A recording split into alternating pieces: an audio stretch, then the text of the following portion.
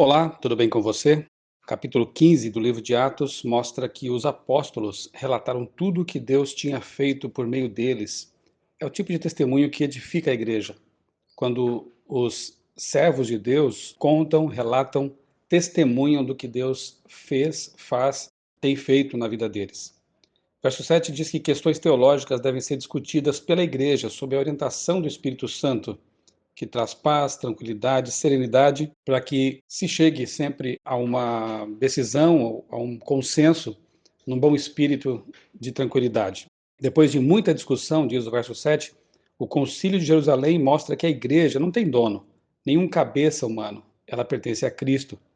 Verso 11, todas as pessoas podem ser salvas pela graça do Senhor Jesus, independentemente de quem sejam ou de quem tenham sido.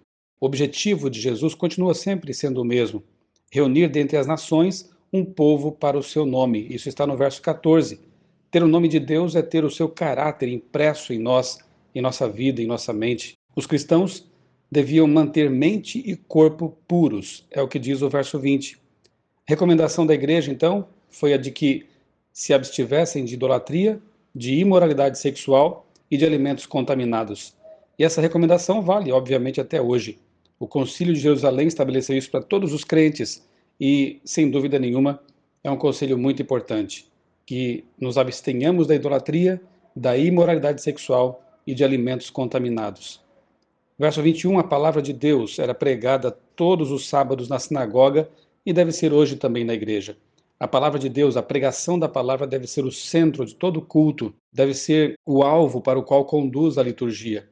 E devemos ter ali prioridade nos sermões bíblicos, sermões expositivos, aqueles que permitem que a palavra de Deus fale e não o homem. Verso 28, pareceu bem ao Espírito Santo e a nós. Isso deixa claro mais uma vez que o Espírito Santo é uma pessoa. Ele é colocado aqui juntamente com os discípulos, como tendo percebido que algo era bom, pareceu bem ao Espírito e bem a nós, ali no caso os discípulos. As decisões da igreja devem ser tomadas em harmonia com a vontade do Espírito Santo, sempre. A igreja prosperava porque o Espírito Santo participava do seu dia a dia e de suas decisões. Como eu já disse na introdução deste livro, de Atos dos Apóstolos, o correto talvez fosse chamado de Atos do Espírito Santo, porque a todo tempo vemos a ação do Espírito guiando a igreja, orientando seus rumos, tomando decisões e enviando missionários. Verso 28, quem come de tudo e faz de tudo polui o corpo e a alma. 32, quer ser encorajado e animado? Leia as palavras dos profetas. A principal missão do profeta consiste em encorajar a igreja.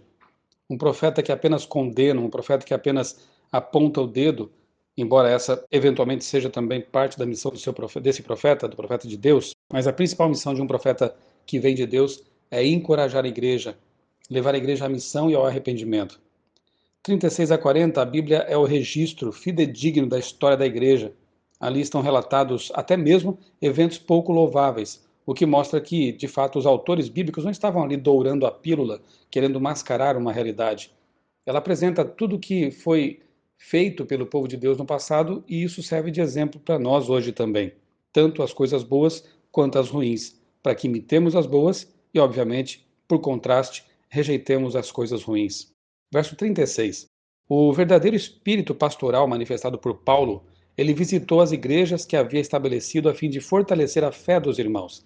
Ele não criou igrejas, estabeleceu igrejas, plantou igrejas e as abandonou. Ele mostrava carinho por elas, ele mostrava preocupação por elas, e aqui nesse verso vemos que ele procurou passar mais uma vez por essas igrejas a fim de fortalecer os irmãos na fé e ver como eles estavam, pregar mais uma vez a eles, solidificar a fé desses irmãos. Agora, verso 39, dois tipos de líder nós vemos aqui. Paulo era mais focado no trabalho, Barnabé nas pessoas. Há espaço e necessidade para esses dois tipos de líderes na igreja. Barnabé quis dar a João Marcos, o jovem João Marcos, uma segunda chance. O tempo mostrou que ele estava certo. Onde há pessoas, há desentendimentos. O importante é que haja também tolerância, amor, respeito e perdão. Esse capítulo mostra realmente que a igreja era composta por seres humanos. E onde há seres humanos, há falhas, há eventualmente desentendimentos, mas quando o Espírito Santo está no centro desses relacionamentos, mesmo quando há algum desentendimento, alguma discordância, ele ajuda para que a unidade seja mantida e o bom espírito de amor também reine entre essas pessoas. Que assim também seja a nossa igreja hoje em dia. Deus o abençoe, lhe dê um dia muito abençoado na companhia do Espírito Santo. Eu sou o pastor Michelson Borges e desejo a você muita paz com Cristo em sua vida.